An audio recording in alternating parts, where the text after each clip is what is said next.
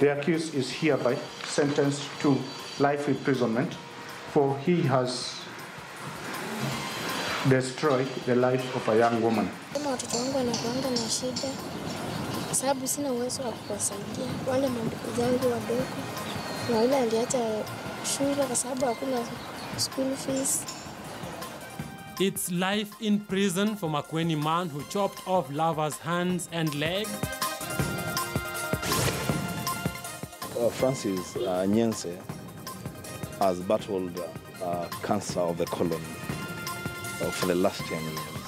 National leaders pay tribute to fallen MP Francis Nyenze. We say it all by saying nothing at all. Keeping the police guessing, NASA asks 11 countries for space to swear in Raila Odinga.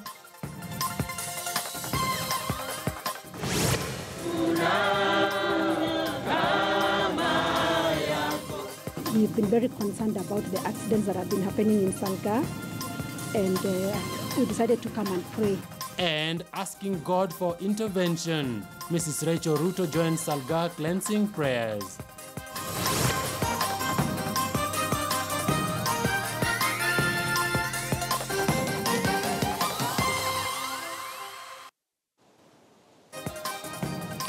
Good evening, welcome to KTN Prime. Thank you for making time for us. Our sign language interpreter at the bottom end of your screen is Meresha Owete, and I'm Linda Ugutu.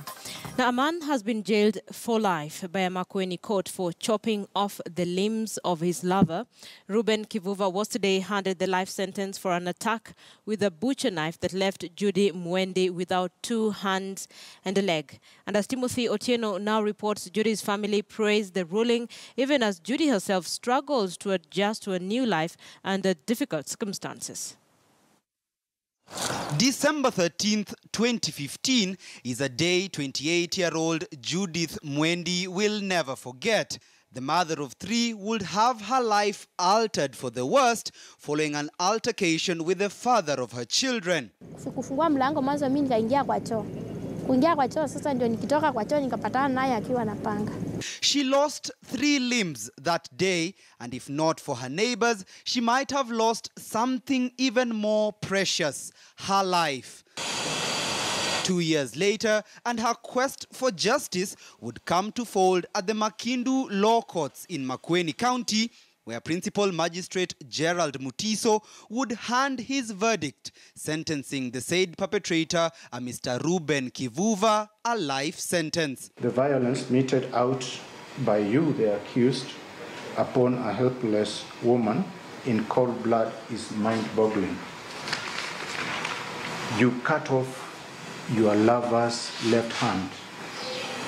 You cut off her right hand. You cut off her right leg. She is now unable to walk. She is unable to walk. It's a ruling that might not do much to change the life of the 28-year-old, but one that no doubt comes as a relief for her and her family. Kwa vile koti imeamua, mimi nimeridhika sana kwa uamuzi wao. Mwendi's troubles began when she discovered that her husband had another wife whom he had sired children with.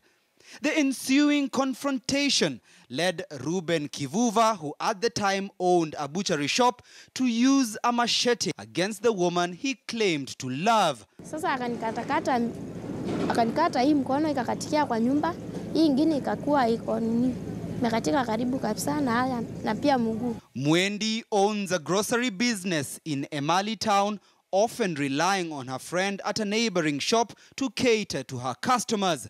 Nonetheless, she admits it hasn't been easy, especially for her children. Kwa sababu sipati pesa ya kuwatengemea penye walikuwa wanakaa. Hiyo wakati mwingine silikuwa na kama ni chakula na wanunulia vizuri, saa hii hakuna. Kama ni nguo za shule hakuna. Yaani wanakaa hivi kama anateseka.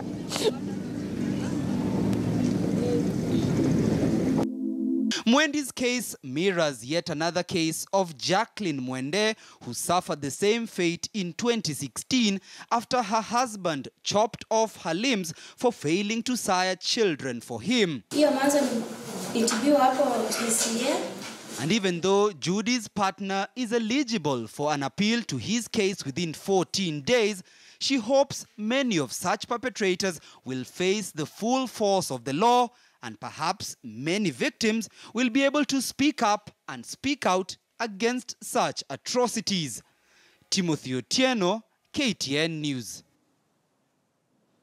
Kenyan leaders have paid tribute to the Kitui West Member of Parliament, Francis Nyenze, who died early this morning at the Nairobi hospital. He had been battling cancer of the colon for a decade and suffering from pneumonia for several months.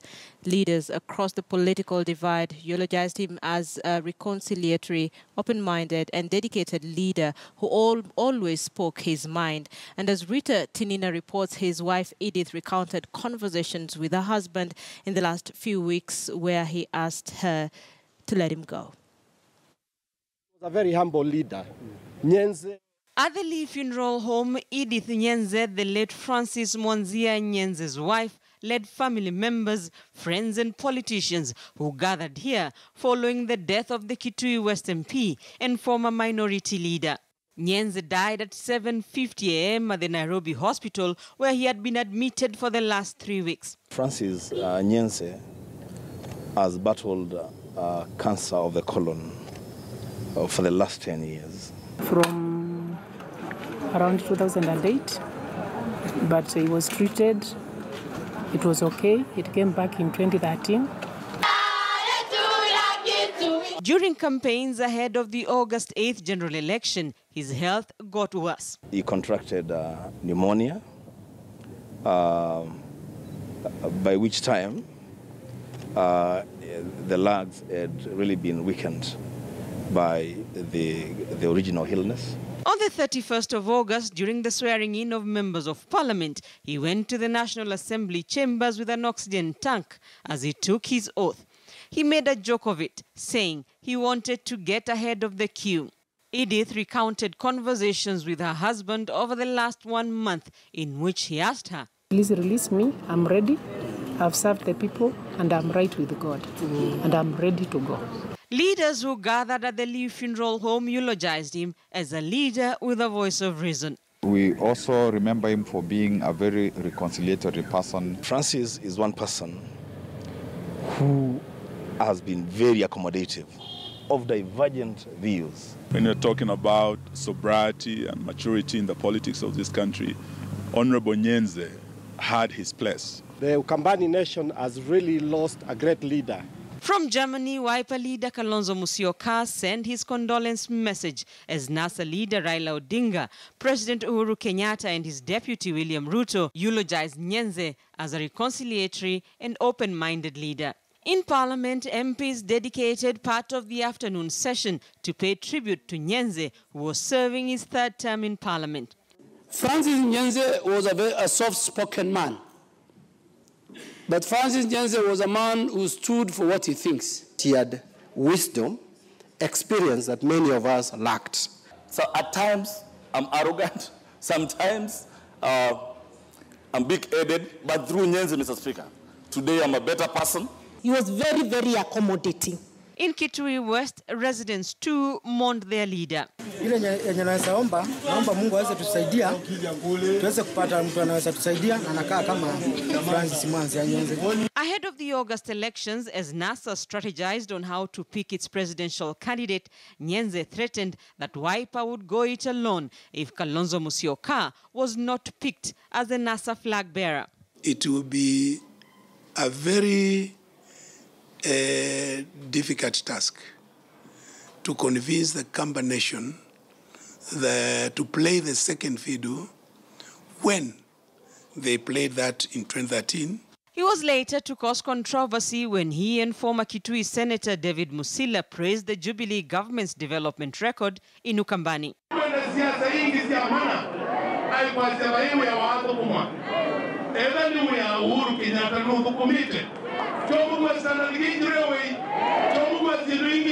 One of the senior politicians from Ukambani, the 62-year-old graduate of the University of Nairobi, was first elected to parliament in the year 1997 on a KANU ticket and was appointed environment minister. He was transferred to the Ministry of Heritage and Sports in the year 2001. In the 2002 elections, he lost the seat to Nyiva Mwendwa. The seat was won by Charles Nyamai in the 2007 elections before Nyenze made a comeback to parliament in the 2013 general election on a Wiper ticket and was picked as minority leader. The father of three successfully defended the Kitui West seat in the August 8th elections. To his wife, Edith. The best thing that God has ever given me. He was a very loving husband, a politician, but faithful to the family, faithful to the wife, a Christian. He has really served people so well. Rita Tinina, KTN News. May his soul rest in peace. May God give his family grace. Let's look at politics now. The National Super Alliance, NASA, has now written to 11 county governments asking NASA governors to provide a venue for the swearing-in of their leader, Raila Odinga, on the 12th of December. In a move seen as a strategy to keep the exact venue a secret from the Jubilee administration, the letters have been sent to counties that approved NASA Coalition's People's Assembly motion. Chris Thairo reports. Niambia nyinyi ya kwamba wakiapisha tulisema namna hiyo. Nataka muelewe kwa makini kabisa. Nyinyi mnajua Raila Odinga si muoga. Nafikiri mimi naweza kuwa muoga. Basi tutaapisha. With 5 days to go before the planned swearing-in of NASA leader Raila Odinga, the team mandated to organize the inauguration ceremony has been working round the clock to ensure that the day is a success, though they have maintained a high level of secrecy. And in a move seen as a calculated plot to confuse the authorities, NASA has written to 11 counties friendly to the opposition, asking the respective governors to provide a venue for the swearing-in ceremony. The counties include Mombasa, Kilifi, Siaya, Homa Bay, Busia, Makueni, Kitui, Kisumu, Kakamega, Vihiga, and Migori counties. We say it all by saying nothing at all. Yeah, I think the statement has been put. The day will come. The Swahili say, hakuna haja tuandikie mate na wino upo. So we wait for the day. The same counties have debated and approved a motion to form a People's Assembly that will be mandated to push for constitutional reforms, as well as ensure that NASA leader Raila Odinga assumes the presidency. So that we intend to do properly, to demonstrate that there is no democracy in the world where a leader ascends to the presidency on the strength of the blood of his citizens. During the said day, Kenyans will be marking Jamhuri Day to mark 54 years of independence. However, police have been put on high alert, and reports are that Raila's swearing in will not be allowed to take place. The last time that NASA leaders attempted to hold a rally was during the swearing-in of President Uhuru Kenyatta. But that rally did not take place as police and NASA supporters spent the whole day in running battles. A 7-year-old boy was shot dead during the running battles in Pipeline Estate. The planning for the swearing-in comes only 2 days after the arrest of NASA strategist David Ndii in a move that NASA leader Raila Odinga termed a wider scheme by the government to intimidate Kenyans fighting for electoral justice. These are basically designs to try to intimidate and blackmail the people of Kenya. Mr. David Ndii has committed no crime. And we know why Mr. David Ndii is being harassed here. And we know that the matter is not ending with Mr. David Ndii. I know that other people are going to be arrested. According to the NASA strategist, they will use Article 1 of the Constitution, which states that the people may exercise their sovereign power either directly or through their democratically elected representatives. But according to political analyst Herman Manyora, Raila Odinga is setting up his supporters to clash with the police. When somebody or people fear you and they cannot touch you, they then direct this anger to your followers. Don't occasion harm to your people by wanting to be sworn in, especially given that there isn't much you could do or you can do after being sworn in anyway. unless there's something you know we don't know. That swearing will count for nothing, except the lives that will be lost, the property that will be destroyed. It still remains unclear where the venue of the swearing-in will be. Chris Dairo, KTN News, Nairobi. So NASA say they will swear in Raila Odinga as the people's president on the 12th of December. Tonight, on a big question, we're asking you, do you think swearing in Raila Odinga will complicate Uhuru's presidency in any way? Do you think the swearing in of Raila Odinga will complicate Uhuru's presidency in any way? Let us know what you think. Tweet us at KTN News, at KTN. You can also tweet me at Linda Ogutu.